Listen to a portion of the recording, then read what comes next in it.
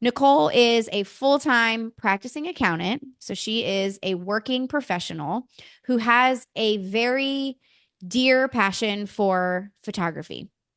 And I have seen Nicole do all the things to build this business while still working full time.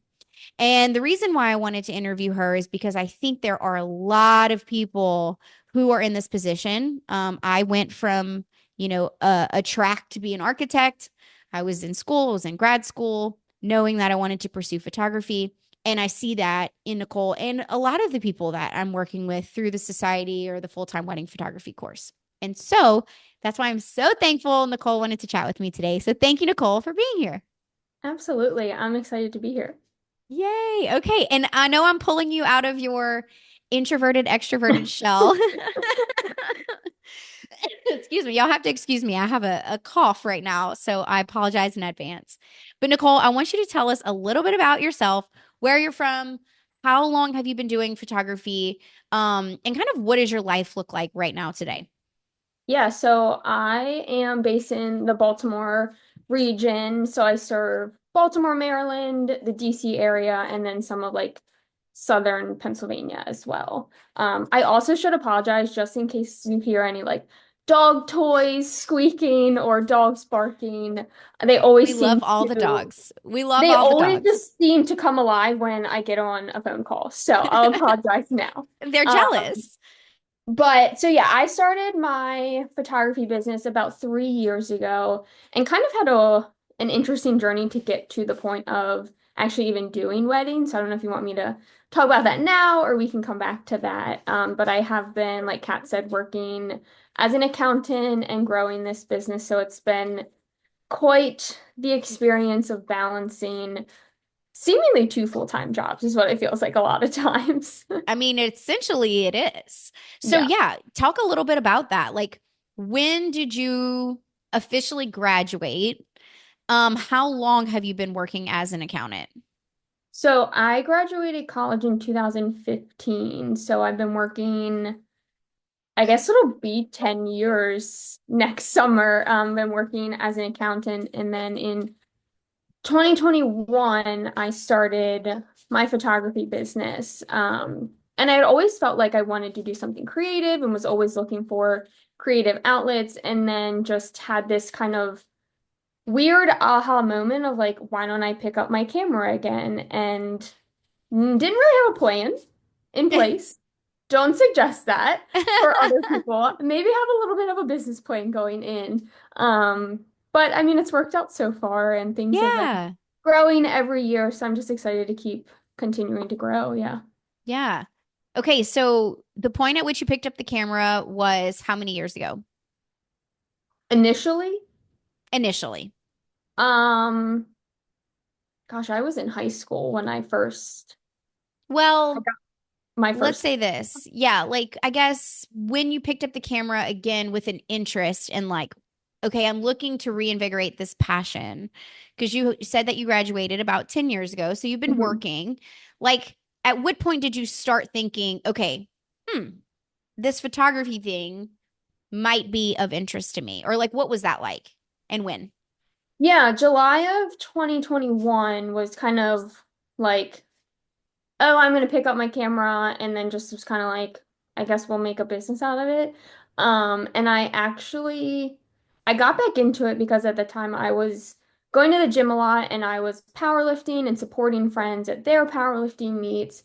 And so I was just in that fitness community a lot and found this need for people who wanted like photos of themselves at their powerlifting meets or just like at the gym for Instagram or whatever. And so that's kind of how I got back into photography. And then from there, it kind of snowballed into like, oh, this friend from the gym is proposing to his girlfriend and wanted me to photograph it. And that's how it kind of like went into engagements and weddings because like you said, my introverted self, I never really thought that weddings would be for me because the idea of spending a whole day with 200 people that I do not know, like, was so scary to me. But when I Uh-huh.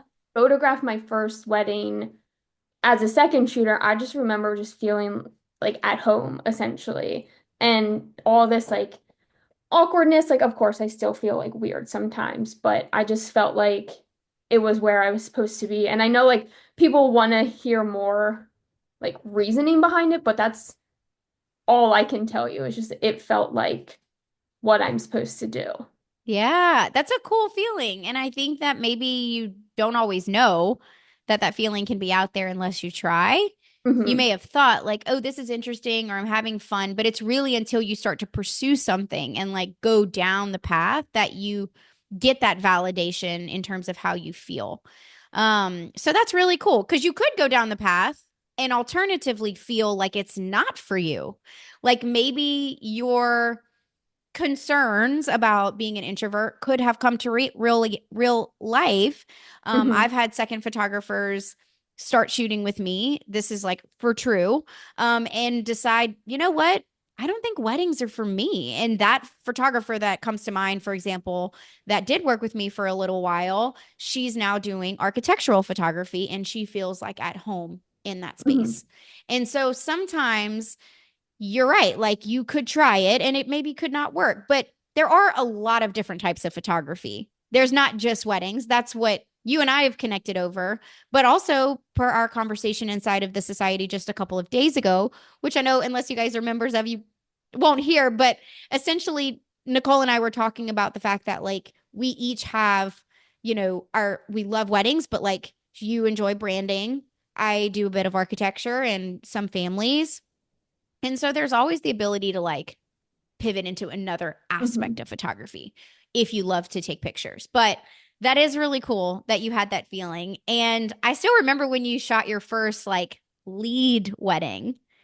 So what was that like? Okay, so you were a second and you Hmm. liked it because there's also a difference between being a second and a primary.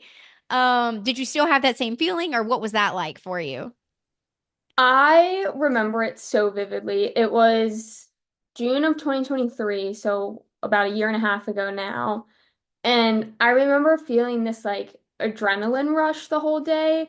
And like I couldn't sit down and I was so excited and like wanted to make sure I didn't miss anything. And it was just like anxious, but like an excited, anxious feeling of like, oh my gosh, this is actually happening because I had been second shooting for like a year at that point. And so to finally feel like, oh, it's my turn, and just like I said, not wanting to miss any important moments and just knowing how much stake there was in every part of what I was doing. But I just remember just like even at dinner, I couldn't like sit down and like eat and just relax. And then I got home and I was just like, oh my gosh, I actually did it. Like nothing went wrong. Yes. What an amazing feeling. And you'll Mhm. never forget your first wedding, honestly. And I do remember that for you when you had that moment and I was so excited for you because it's true, like you just don't forget that first time of second shooting or primary shooting. There's so much emotion and fear and like anxiety, but also adrenaline and then pride when you come to the other side of it feeling like, okay, I did it. And you Yeah. didn't go in blind. I know you, or that not that person. You were well prepared, well equipped. You Mhm. had done your research. Talk about that. So, okay, you are working a full time job. You come into photography, you start doing portraits, which is the avenue for a lot of people, myself included. I never did have the opportunity to second shoot, so I kind of missed that. I wish I would have had that. I think that's an excellent next step and then you started as a primary. So you were very well prepared, but also you could never like really. I was talking to someone the other day, like you kind of just have to at some point bite the bullet and say, okay, I'm going to do it. I'm going to do Yeah. it as a lead because as a second, it's not quite the same. But I want you to talk a little bit about outside of the experience. Or maybe that was the trajectory, but like, was there anything that you did or like education you got you do not have to say like my name. I'm truly just asking for someone listening in, like, what can be most helpful for them when I Hmm. for example started Jasmine Star was very helpful for me. I talk about her often. She doesn't shoot weddings anymore, but at the time she was on Creative Live, which was big. And then I read a lot of books, like tangible physical books at Barnes and Noble. That was my journey. That was what was available. But now we're, you're a few years removed, like we're 2024 now, you were 2021, but like, what do you feel like is a good start for somebody who's wanting to learn in your position that you were in? Yeah. I mean, like you said, second shooting is huge with experience, and I I second shoot a lot, as you know. Um, I also really quick as another, not to interrupt, but you are the second person that I've had to tell this to who is in a, this other person is not quite as far along as you are.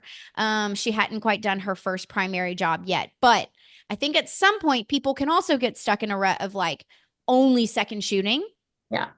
or taking on too much of your second shooting and not creating the space to book your own jobs. And so that we're kind of laughing because I did tell Nicole this the other day. I was like, you probably shouldn't be second shooting at this point or not as often. So also note to anyone who's listening in that may be in that position. Go ahead, Yeah, so continue. I feel like the last year or two was really my time to like just gain a bunch of experience with second shooting. And it was Amazing. so valuable because every wedding day is different in how Yep. it's structured. And I also worked with a lot of different photographers. And so I like to see just how they worked with couples differently, how they did the timelines differently, like how each person works. And then I could kind of take some pointers, Mm-hmm. apply them to my business, or be like, no, I didn't really like how they did that. That's fine. That's for them. I'll leave that for them. But just some things that I thought were really valuable were like rainy days I experienced as a second shooter, timelines that got all wonky, and just seeing Mm-hmm. how the lead photographer handled shifting that around. That's super valuable, and just like lighting situations, getting to practice with flash before it really truly was on me Truly as a matter. lead. Yeah, on you. Mm-hmm. Yeah, like of course it Like mattered I know it every mattered. I second, hated to use but the word mattered, but yeah.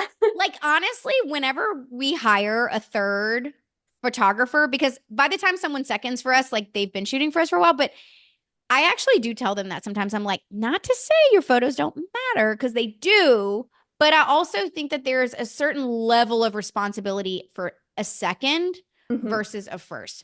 And so, yeah, it is an opportunity to your point of like, you can test things out. Like when you have a Yeah. little bit of downtime, you can play with your flash and you can test out some focal lengths. And when you get home, look at those differences. So, yes, you're Yeah. right. That is a great chance to when you're not when we say it doesn't matter, it just means like we don't have as much pressure. I think maybe that Yeah. was the word I meant to Yeah, say. like the stakes aren't as high Stakes as aren't a as high. second because you know you have the lead to kind of back you up. But Yes. outside of that physical experience, I kind of am an education junkie. And I need Same. to put a pause on that for next year. That's one of my goals. But my like initial reintroduction back into photography, I invested in Amy and Jordan's like shooting and lighting course, their posing, and also their business course. So I did the whole suite of courses. Sweet. And then the full-time photographer course with Kat, and then also just in the wedding society. I just remember having conversations. I want to say like there was one call we had with Andrew, and Uh-huh. it was all about like camera flash. And I remember that being like right before I had my first weddings. And the first two weddings I had as a lead, they both had sparkler exits. And I remember just like freaking out because I was like, I've never done this before. I don't know what to do. So just Yeah. having those conversations and hearing how other people have lit certain situations was Mm-hmm. helpful for me to kind of go in with a plan and not feel like I wasn't going to be able to capture what the couple wanted. Yeah. No, for sure. I try to have a mix of topics inside of the society because I feel like it's hard to gauge exactly where everyone is. And that's why I like to ask sometimes, like, what do you want to hear about? Recently where I was like, oh, I want to hear about workflow efficiencies. But I feel like when it comes to the flat, like Andrews and Amanda Crean's, like Amanda Crean did the one, I don't know if you saw it, Nicole, but the one where she went through, if you didn't see that one, you should go back and you should watch it. Okay. She talked about this wedding that she just did, and she pretty much screen shared the entire time. but she showed like her gear, and how she shot this wedding was insane. And like Kim Boyd after messaged me, she was like, thanks, just dropped like, $1,200 on new flash gear. But because it's so inspiring, and I think it is good to like see how other people do things and hear how people do things. And, Nicole, you're at a place where you're now through the second shooting stage. Your primary shooting, you've done a lot of education, you've taken the business courses, you're in the society, like you've kind of done that. And it's not to say that you can't continue, but I do think that like there's a season for things. Like you were right where you were in terms of absorbing education. And I think moving forward, you are now probably going to be in that experimentation phase where you're going to have to do some things figuring out just like on your own, where you're like up leveling your own brand and refining your own processes by absorbing information and then taking it. Cause like in the beginning, you want to do things exactly like you're told. Like, Hmm. I'm going to do it exactly the way Kat says. And and that's fine. I don't mind if people do things exactly the way, but I think at some point, if you want to kind of move into that next phase, you start to like refine your processes Yeah. in your And I own would way. definitely say like that's where I am, especially now getting out of like the busy season here ended kind of in November now that things are cold and just ugly outside. No one wants to have sessions or get married in the winter here. So really the next couple months I am doing a lot of that like inward business work and refining everything and just like processes wise and getting my marketing down because like you said, I feel like I have a good base as far as the product goes and now it's how can I make the experience better and how can I attract the people that I want to work with rather than booking everybody that comes to me, really refining my style too. I feel like when you take a lot of different courses, I don't want to say you copy people, but you kind of you get opinions from a lot of people and it kind of influences how you want to work. And so I feel like now I'm kind of filtering through all of that. And not to say that any of that's like negative or bad, it's just No, what do I truly want to produce one. and who do I want to serve and not necessarily be this copy of Hmm. all the people that I've learned from. Yeah. And I think that as someone who is educating other people, I don't want anyone to like be that direct copy or feel like they're trying to be, because that's probably harder in the end than just like taking the information, digesting it, and making your own. Hmm. Um, I had a really great conversation with someone the other day inside of the full-time wedding photography course. And she has a very targeted niche of client, like ideal client. And she said on our call, she was like, my client is not the same as yours. And I said, great. That's perfect.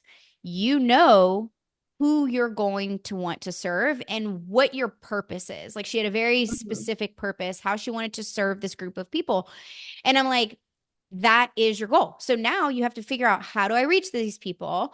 What are the things I'm going to adjust to book these clients and serve them well? And that's not going to be a direct match to the way that I am marketing and serving my clients, because they're different people. And Hmm. so I think when it comes to shooting, posing, even business, it really is about like making it your own.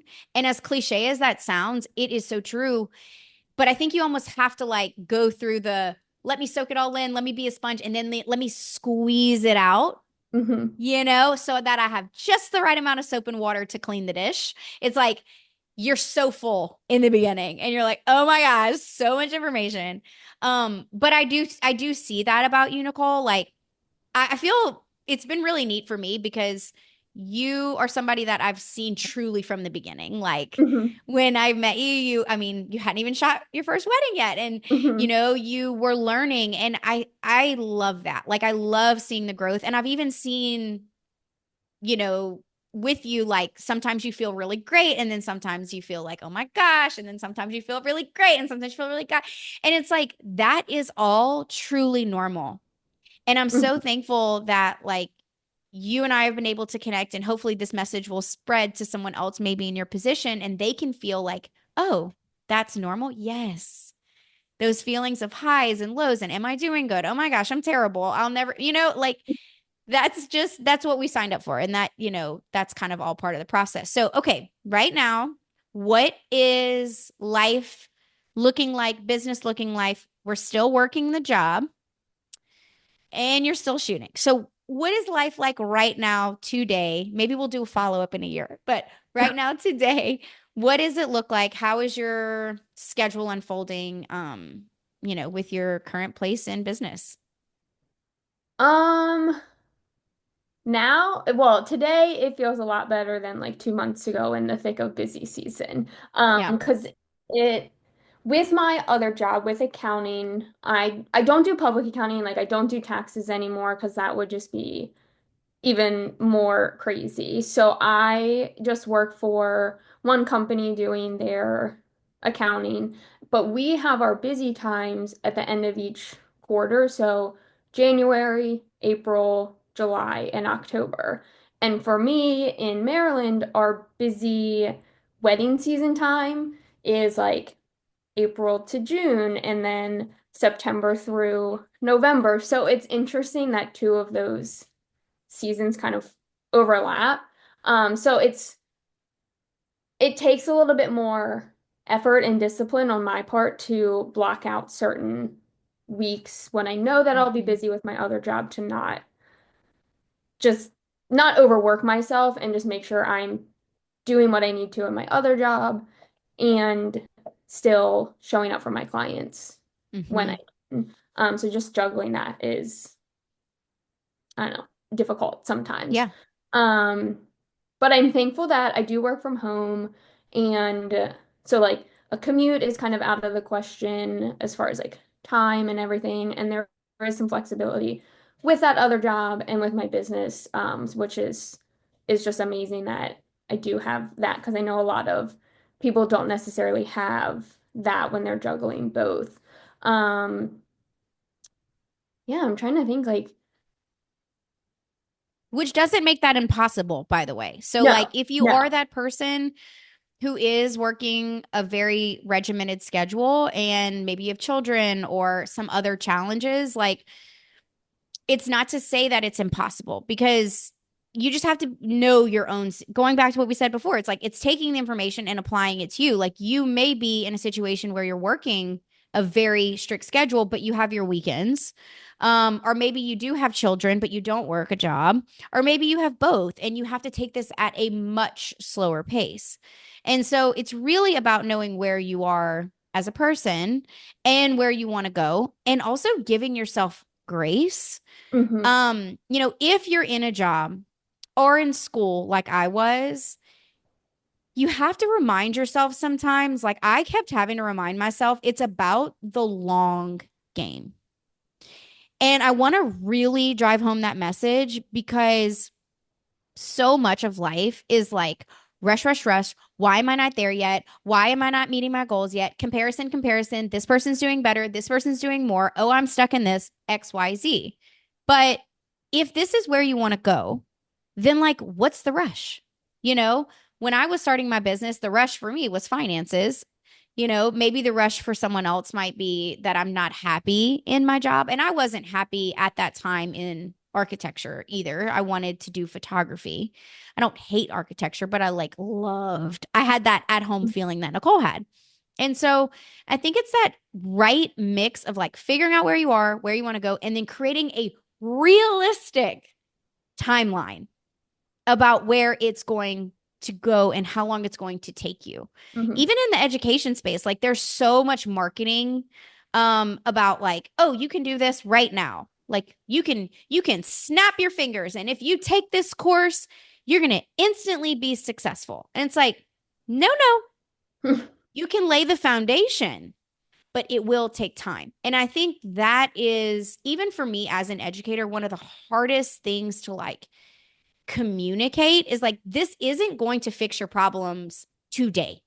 These will create a solid foundation. You will learn things that you need to do, But ultimately, it's going to take time. Like you can't just be a good photographer and then expect that right now you're going to like take off and be shooting, so and so's wedding in like Italy or whatever. I mean, it just takes time. Whatever your Mhm. goals are.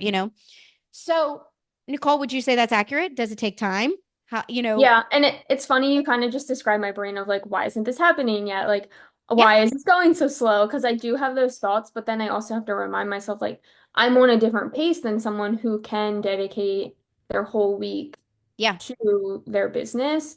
And I definitely went through some challenges of like figuring out what my schedule looks like balancing the two. And now I feel like I've gotten to a point where I'm not overwhelmed by like taking on too many clients at one time. I have a pretty like regimented schedule. Like cat knows. I go to the gym, like that's my thing religiously, maybe you could say. So like Monday, Wednesday, Friday, Sundays, like that's when I know I go to the gym. So Hmm. Tuesdays and Thursdays and Saturdays are for me to work with clients, whether it's a session or a wedding.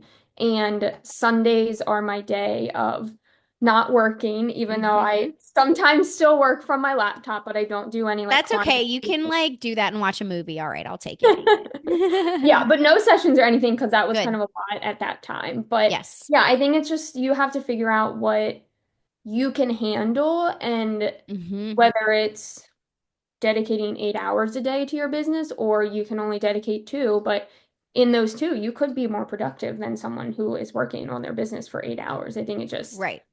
I don't know. And like you said, you have to lay the foundation because even now I'm finding that there are things that I can improve upon and I Hmm. need to be better at.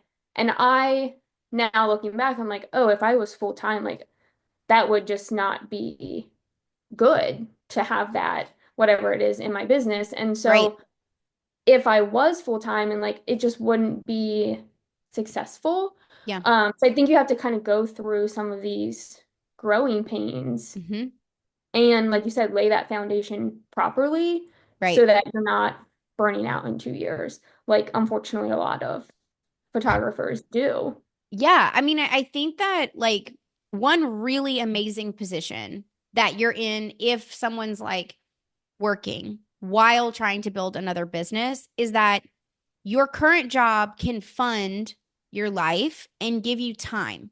I understand that we have our goals, and one of the hardest things in life is to wait, whether it's waiting on a job change, waiting on a baby, waiting on a house, waiting on this, waiting on that, the relationship. You know what I mean? Like we all have our goals and dreams and our hopes, and it's hard to wait on those things. And I understand that.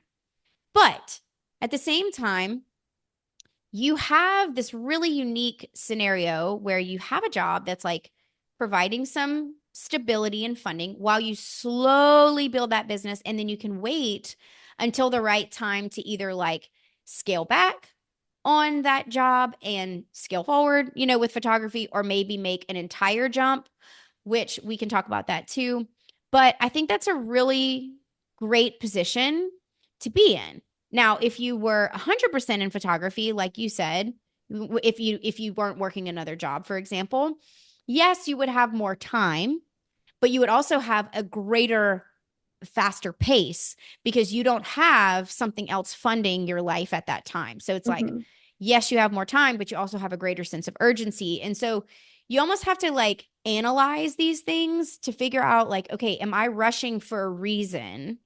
What's the reason? How much do I need to rush? Do I need to slow down? Because the worst thing that could happen, which Nicole, you just said, is that you can burn out and then you never get to where you're trying to go. Right. And I have to remind myself of this all the time because, yes, I have been doing photography for a very long time.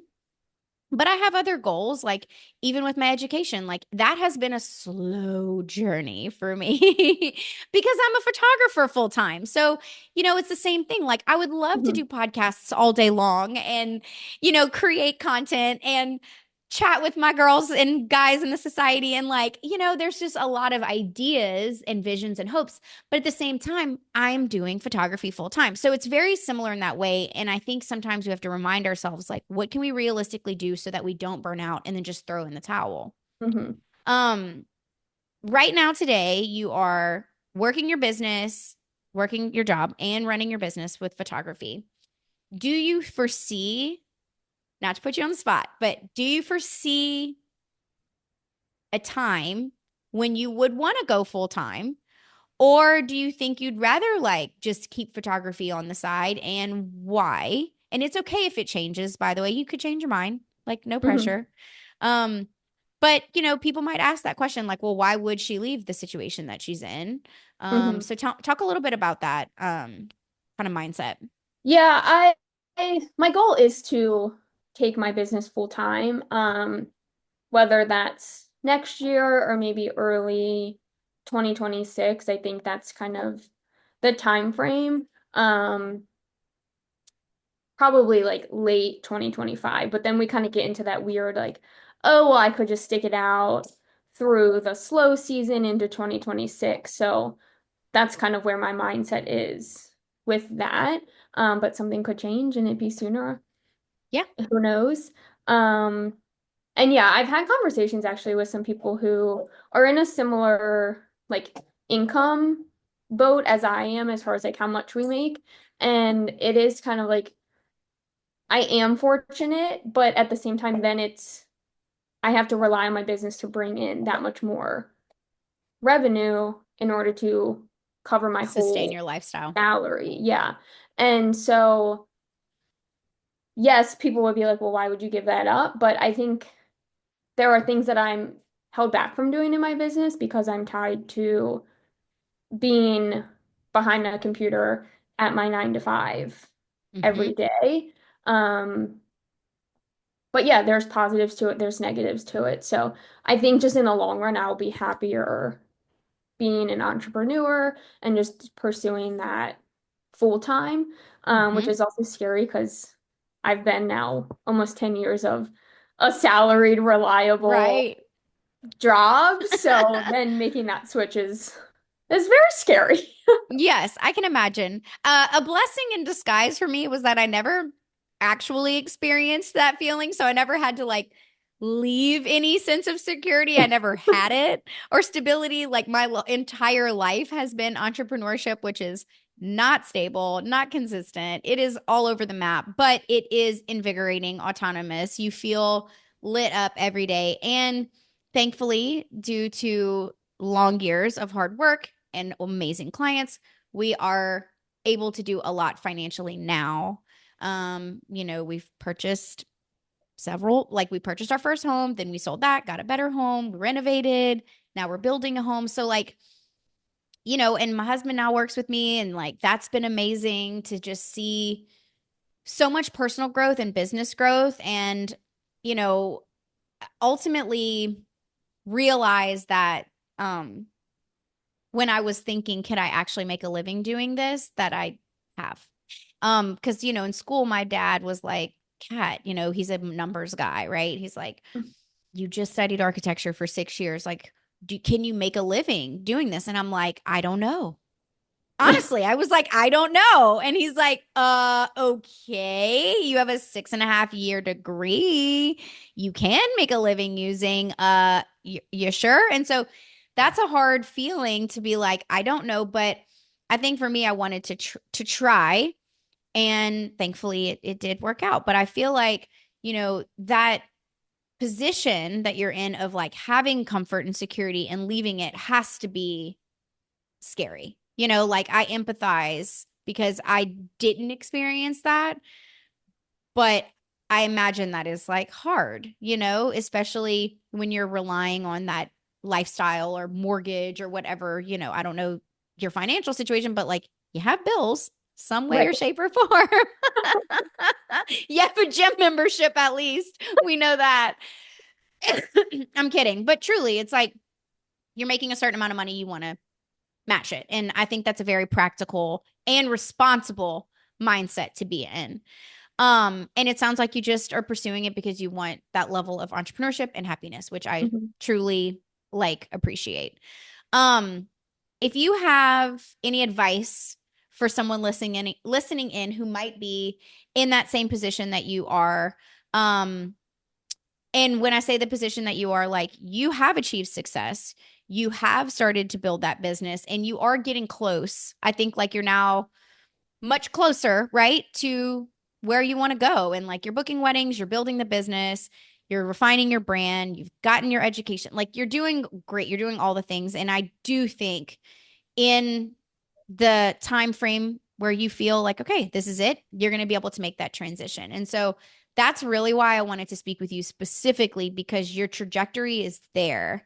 And I think you're in a very specific place of like, you're not there yet, but you're on your way. And I think that's like, it takes a lot of bravery to talk about. So thank you because, you're kind of in the thick of it in some ways. Like you're not, but are we ever out of the thick of it? Like, I don't actually think that we are ever out. I mean, Yeah, it's kind of like adulthood when you're like, oh, well, next week it'll not be as bad, or oh, the week after that it won't be as busy. Like it just changes it what just like changes. yeah, like the thick of it during busy season is obviously editing, and now I'm Yeah. in the thick of like marketing and systems and all that Right. stuff. So it just And, changes. and also as an entrepreneur, like when you run your own business, you are truly, and I can say this after doing this since 2008, like you are never, ever, ever, ever, ever, ever, ever caught up, ever. You can always be doing something in your business. You are always feeling behind. You are always feeling the hustle, which is exciting. But truly, like you said, it just changes. Hmm. So, what would be your advice to someone who is in a similar place of life and business that you are, and they're like considering a pivot, or maybe they're like already on the way? Hmm.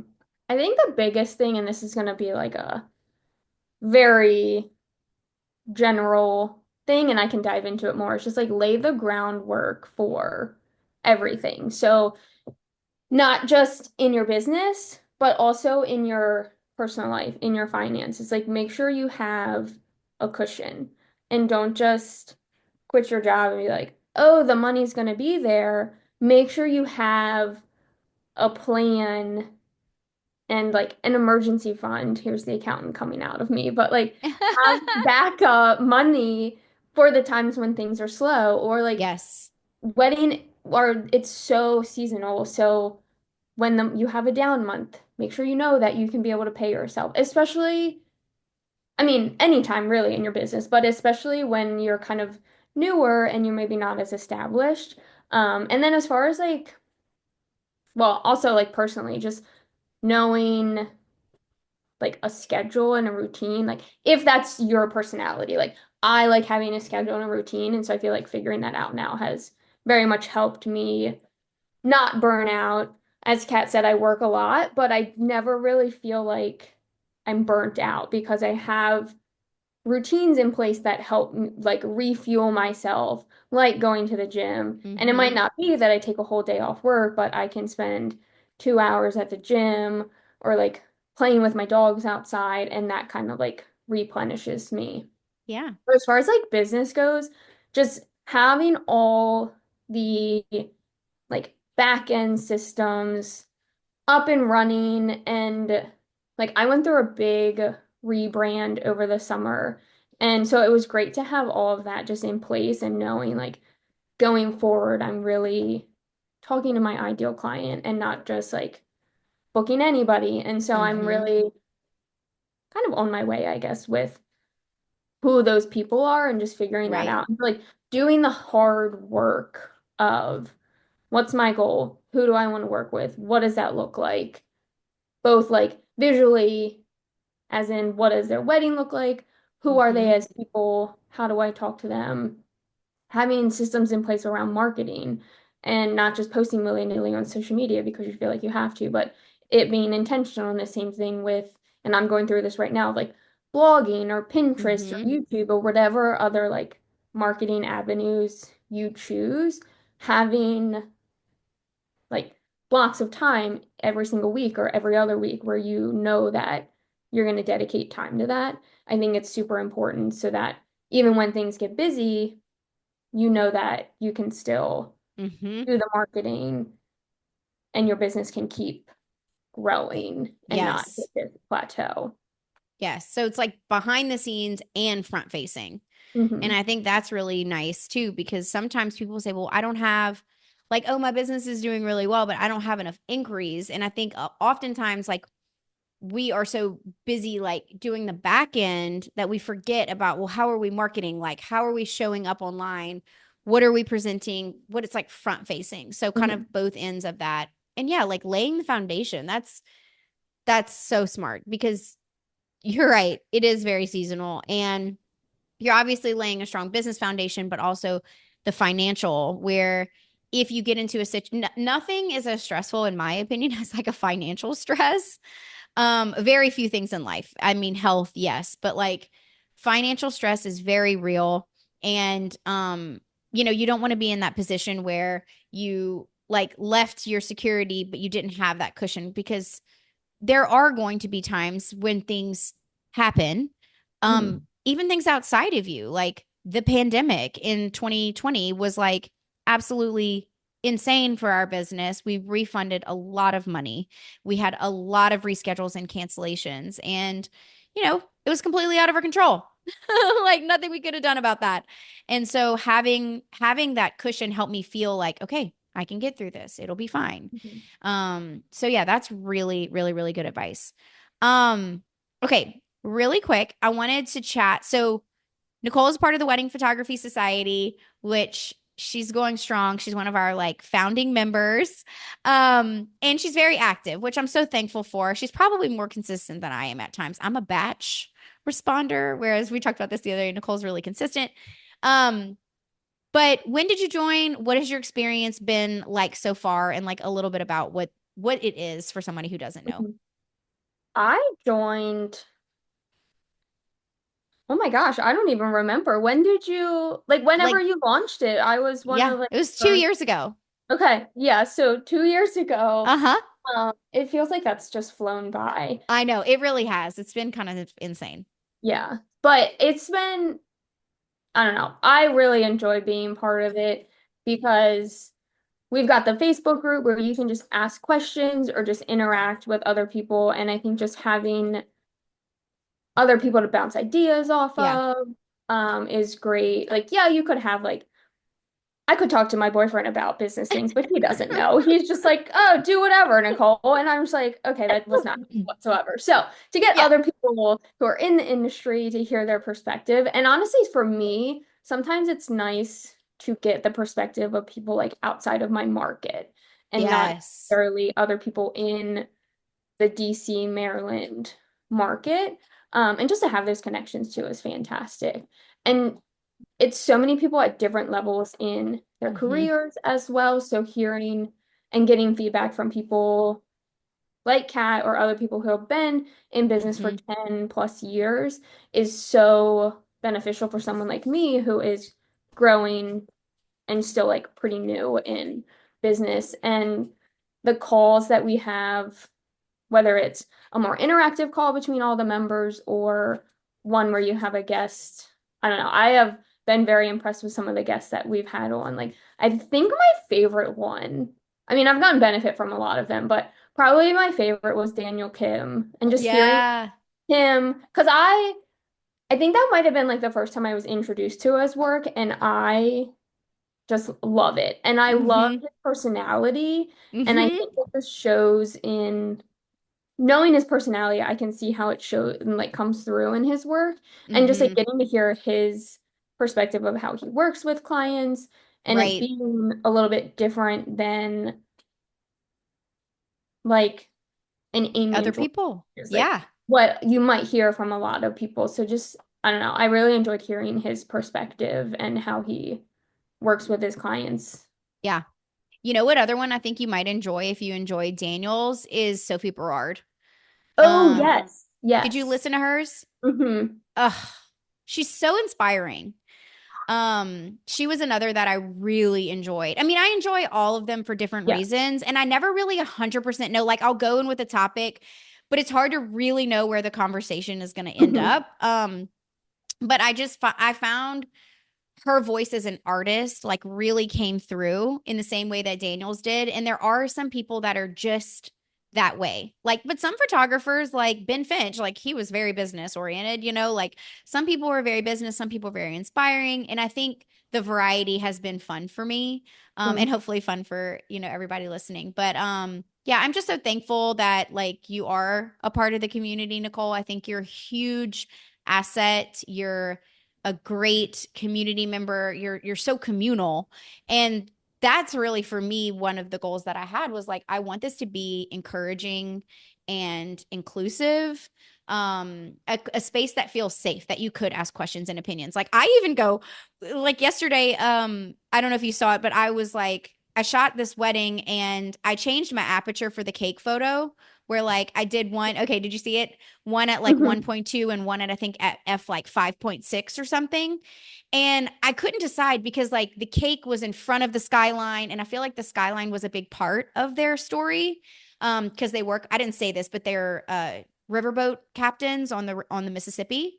And so they chose that location for the site. But it's like I just love the creamy bokeh of the I 1.2, know. and so my bias was like the fall off, the bokeh, the creamy like 1.2. But as the client, and some people who are photographers, like I'm trying to remember who it was. I think it was like Angie or somebody, but they're like, oh, I love the sharper background. But I think most of the photographers liked the creamy bokeh, it I seems. would say I would probably lean towards the 1.2, but knowing the story of the Yeah. couple, I would then lean the other way. Way. I know. And that's what's tough. Like sometimes I'll shoot it both ways, like one for I learned this from Jose, like one for me and one for thee. Yeah. But yeah, just stuff like that. I think it's fun to have someone who understands and gets it, give feedback, give opinions. And I actually love the varying opinions. Like if everyone said Mhm. the same thing, I'd be like, oh, well. But it Yeah. was nice that someone said, "Oh no, I like the sharper background," and maybe I should have shared the story because it could have Mhm. influenced people's Yeah. decision. But Well, and even like la in what was it? Back in September, I had a wedding where the couple had a second line after their ceremony. So it's not very common if you're not in New Orleans. And so yeah. I was like, I've never done one of these before. So I went into the group and I was like, hey, give me some pointers so I like don't totally mess this up. And like everyone was like, make sure you have comfy shoes on that you can run in. And like I remember Yes. running Running. around like during the second The line and second being like, line. oh, Yes. this makes sense why they Yeah. told me No, to I wear was this. literally like 6 months pregnant, like running the streets of New Orleans, basically like trying not to fall because the streets are not, I don't know if you remember this from your trip, but the streets are not level. There's bumps and pit holes and all this stuff everywhere. But yeah, it's crazy. And yeah, there's lots of advice I could give on a second line. But yeah, it's nice. And my goal is to continue to expand to other areas and hopefully continue to give more. We have some behind the scenes videos that I want to share and like just stuff like that. So it's been really fun and I'm just so thankful. And thank you for sharing, Nicole, your story and like being open and transparent about your journey, where you are, where you're going. I think where you are is the perfect place to have this conversation. And I truly can't wait to have that follow up when you do go full time and talk about it because I know it's on the horizon and I've seen the growth that you've had so far, the success. And I truly am just like in awe of what you're doing. It's not easy and but it is worth it. So thank you so much for